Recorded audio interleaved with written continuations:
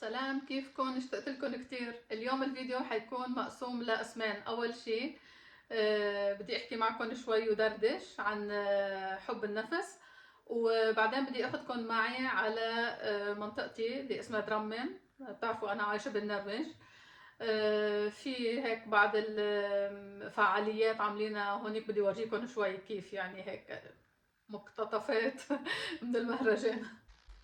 اليوم بدي احكي معكم بدون سكريبت، مني كاتبه شي، مني مهيره شي، بس بدي احكي معكم هيك مثل اخواتي يعني. والموضوع اليوم هو انه حبي حالك. صدقوني عن جد، يعني كل ما حبيتي حالك كل ما حسيتي حالك مبسوطة أكتر، كل ما حسيتي الحياة حلوة أكتر، كل ما انتقدتي نفسك وكل ما بتحسي حالك كرهانة الحياة وكرهانة كل شي حواليكي، كرهانة حتى الناس حتى قرايبينك. هذا الموضوع كتير كتير حساس وكتير بيأثر على حياتك، صدقيني. يعني عم بحكيكي من بعد خبرة بهذا الشيء. أنا مريت بأيام كتير كنت دايما أنتقد نفسي، وحتى إنه مثلا شوف العالم بالعكس يعطوني يعني يعطوني إطراءات، إنه مثلا يقولوا لي أشياء حلوة، يعني مثلا بتصرفاتي أشياء حلوة فيني. بس انا كنت من النوع اللي دايما انتقد نفسي، انه ليش هذا هيك، ليش مثلا جسمي هيك، ليش مثلا ما صار معي مثلا مثل ما صار مع فلانة، انه اشياء مثلا منيحة. هذا الشيء ما خلاني مر بفترة فترة اكتئاب، عن جد اكتئاب يعني كتير كبير. فصرت اسمع بودكاستات واقرا عن الموضوع، وتعلمت انه ما لازم قارن نفسي بحدا ابدا. وعرفت انه كل انسان فينا عنده اشياء ايجابية كتير بشخصيته بجسمه، بكل حدا فينا عنده اشياء منيحة وايجابية بشكل معين. فما ضروري انه ننسى كل الاشياء الايجابية اللي عنا والاشياء الحلوة، ونطلع على الشيء الواحد اللي ناقصنا واللي منشوفه بحدا تاني غيرنا، ونقول يا الله ليش هيك وليش ما هيك. فهذا الشيء عن جد كتير كتير مهم انه ننتبه له. بعدين بدي اقول لك شيء كتير كتير حلو، هو انه شرب المي، المشي، النوم الكافي هو ابسط اشكال حب الذات. يعني تخيلي انه لما بتكوني بس عم تمشي شوي كل يوم، لما بتكوني عم تنامي نوم كافي، عم بتريحي جسمك، عم تشربي مي، هذا معناتها انك انت بتحبي نفسك. صدقيني في كتير ناس ما بيعملوا هذا الشيء، يعني حتى هن بيفكروا انه قديش هذا الشيء سهل، بس ما بيهمهم، ما بيعملوه. يعني انا بحس انه كل وحده ما بتعمل هذا الشيء اللي هو كتير كتير سهل واللي بيفيدها وبيفيد جسمها وبيفيد صحتها، وخاصة على المدى البعيد، ما بتحب حالها. عن جد مستحيل تكون تحب حالها. يعني انا بعرف وحده، بدي اقول لكم مثل شوي شخصي. بعرف وحده كتير كتير قريبه مني، همها دايما انه تنزل وزنها، بس باي طريقه ما بيأثر يعني. اخر همها باي طريقه، المهم انه ينزل وزنها. فانا دايما بحكي معها بقول لها انه يعني هذا الشيء اللي عم تعمليه غلط، منه مزبوط. بتقلي ما بتفرق معي، المهم انه وزني ينزل. ومع انه هي وزنها منه يعني وزنها يمكن 55 كيلو يعني منه، بس هي شايفه انه لا، بدها تنزل وزنها اكثر. فبعض الأحيان كان يجيها دوخة، يجيها مشاكل صحية وما تسمع نصيحتي. أنا بحس إنه يعني عن جد ما بتحبي حالك، ما بتحبي جسمك، إنه كل همك إنه تنزلي كيلو ولا كيليين حتى لو ساءت صحتك. أنا هذا الشيء عن جد ما بستوعبه أبدا. فيعني حتى لو أنا مثلا دايما مهتمة إني نزل وزني وهيك، بس بطريقة صحية 100%. إذا الطريقة منها صحية، لا، بفضل إنه وزني يكون زايد ويكون عندي صحة جيدة الحمد لله. بعدين حب الذات منه أنانية أبدا أبدا. يعني ما تفكري إنه الواحدة، أنا عم لك حبي نفسك يعني إنه كوني أنانية، لا بالعكس أبدا. لأنه لما بتحبي نفسك بتعطي قيمة لنفسك، ولما الواحد بيعطي قيمة لنفسه ما بيكون أناني، بالعكس. يعني هذا الشيء المزبوط. وتعلمي انك تقولي لا. يعني انا لبعد سنين طويله لحتى تعلمت انه اقول لا. عن جد طول حياتي كنت اقول يعني ما كنت بعرف اقول لا. حس انه اذا قلت لا معناتها انه انا كتير انسانه سيئه، وانسانه يعني شو كيف بيقولوا انه مني لطيفة ولا شيء، بس بالعكس هذا الشيء تعلمته بعد كمان فترة كتير طويلة. ولما بلشت تقول لا على الاشياء اللي هي بتكون على حسابي، انه ما ضروري كل شيء انه مثلا اقول ايه اوكي اوكي اوكي وهو يكون على حسابي انا. ليش؟ انه اصلا انا ما حدا بيعمل معي هيك، ما حدا مثلا بسأله عن شيء ودايما جوابه بيقول إيه، بيكون ايه. فليش لحتى انا جوابي دايما يكون ايه؟ في اوقات لا ما بقدر. ولما تعلمت اقول لا عن جد يعني حبيت نفسي اكتر بكتير وحسيت براحة نفسية اكتر بكتير. وانا اكيد لما حدا بيطلب مني شيء وبقدر اعمله اكيد بعمله، ما تفهموني غلط يعني. بس انا قصدي مش دايما ايه وهو على حسابي وعلى حساب حياتي وعلى حساب صحتي. هذا الشيء مش منيح. ومن الاشياء اللي بتخليكي انك تحسي حالك حابة نفسك هو انه احكي مع نفسك بطريقة محترمة. احمدي الله على كل شيء عطيك اياه، والله عن جد. يعني الواحد بيقول الحمد لله على نعمة السمع، على نعمة الشوف، على نعمة الإحساس، على نعمة الشعر، على نعمة كل شيء. يعني كل شيء الواحد عطيه. الحمد لله على عدم المرض، إنه منا مريضين، نقوم ونمشي حتى الواحد إذا كان مقعد يعني بيحمد الله على أشياء تانية. فدايما بس انا بدي اطلب منك انك تشوفي الاشياء الايجابيه بحياتك، تركزي عليها اكثر من الاشياء اللي انت ما عندك اياها ولا اللي مثلا الناقصه بحياتك.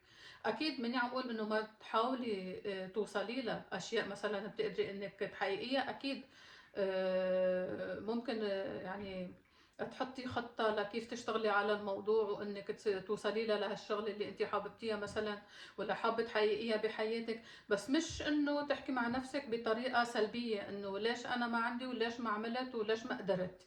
بالعكس كل انسان بيقدر يوصل للمكان اللي بده اياه.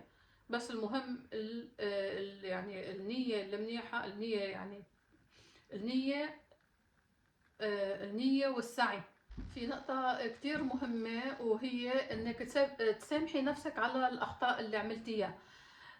لانه كلياتنا بنغلط. وبالعكس ممكن تفكري بطريقة ايجابية كمان وتفكري انه الغلط اللي غلطتيه ممكن تتعلمي منه. لو ما غلطتي ما كنتي حتتعلمي هالشي هذا. فضروري كتير انك تسامحي نفسك على الاخطاء مثلا اللي عملتيها قبل وتبلشي من جديد، تقولي هذا الخطأ ما بقى بدي مر فيه، يعني ما بقى اعمله مرة تانية وتستفيدي منه. خصصي وقت لنفسك بدون ما تشعري بالذنب. خدي رأي الناس اللي بتعطيكي طاقة إيجابية. ما بعرف ليش أوقات هيك بصير معي بالحكي لما بكون عم متحمسة وعم بحكي بيفوتوا الأحرف ببعضهم. بس بالأخير بدي أقولك إنه حب النفس هو مشوار طويل، مش خطوة واحدة وخلص. أوقات بتحسي حالك قوية، أوقات بتحسي يوم مثلا صعب ولا أيام صعبة. هذا الشيء كتير طبيعي، كلياتنا هيك. بس إنك المهم تركزي على موضوع حب الذات، تحبي نفسك. المهم بتمنى انكم استفدتوا من هالكم نصيحة اللي اعطيتكم اياها يعني هيك على السريع. وانا حابة اليوم اخدكم معي، حابة اخدكم تقضوا وقت معي برا وتشوفوا شو بدي اعمل. يا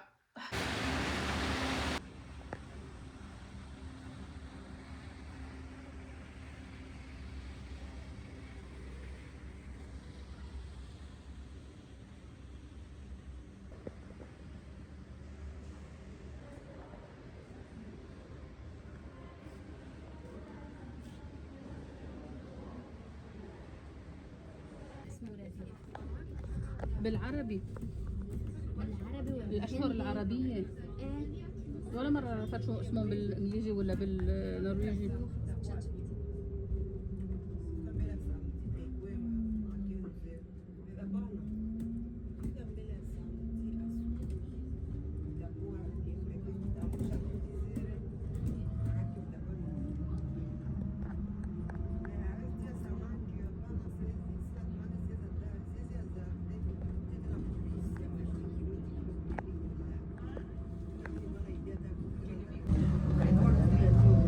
عم يقولوا انه هذا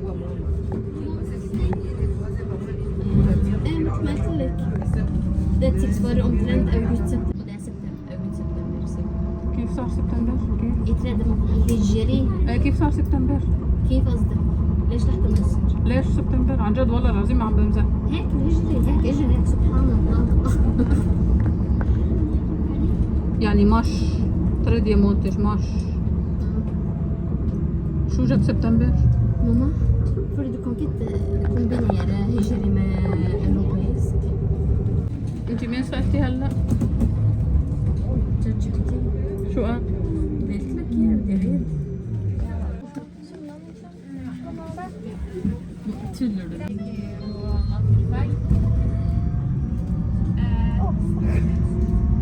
Jag vill inte skrämma någon annan, men hon är väldigt fin. Så började det på mycket på Torbjörns klasser. كم مرة سمعت هذه الجملة؟ Jag hade en liten och det är jättebra.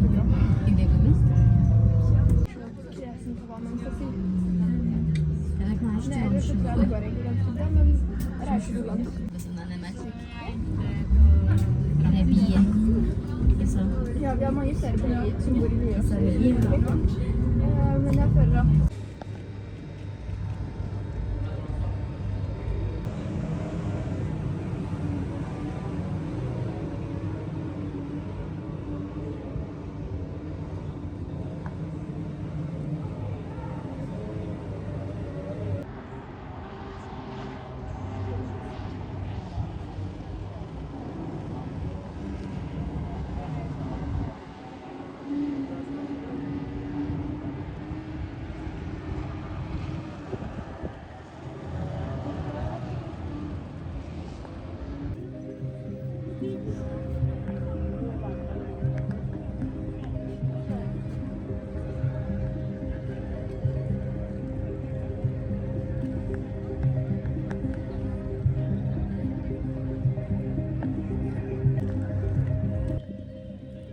شوفي قدامك عمر خرمش هدول مرتبين لازم يطهرهم والله.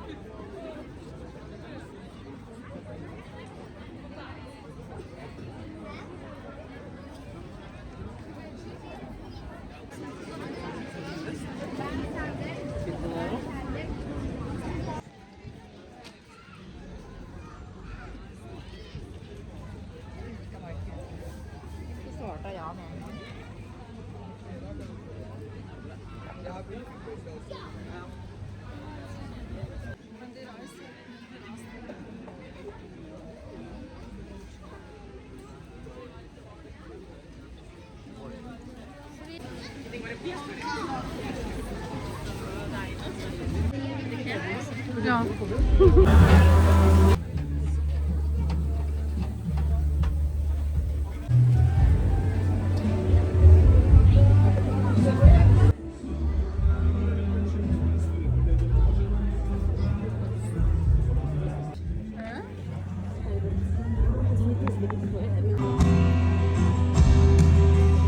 One more day in the spring, one day in the summer or fall. يمكن هي صغيرة ما يمكن.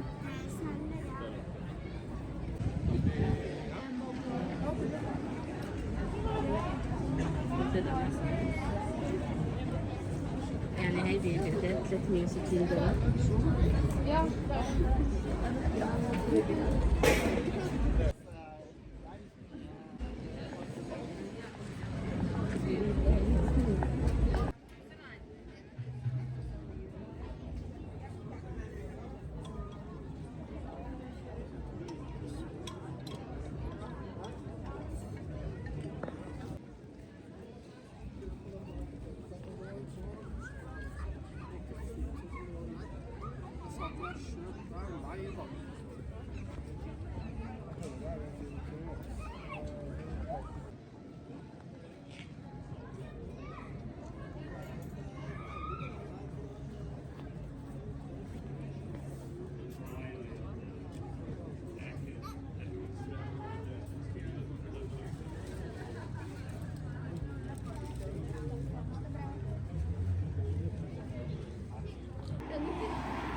ما بيعجبك شيء من اللي بقوله ولا اللي بعمله ولا كله بتتمسخري عليه؟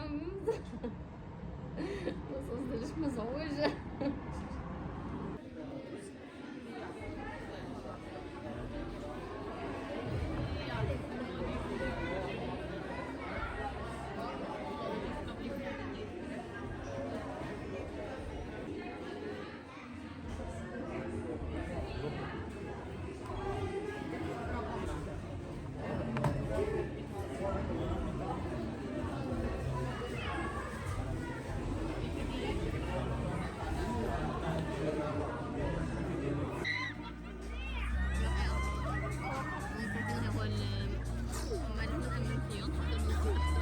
اوه ماي جاد عن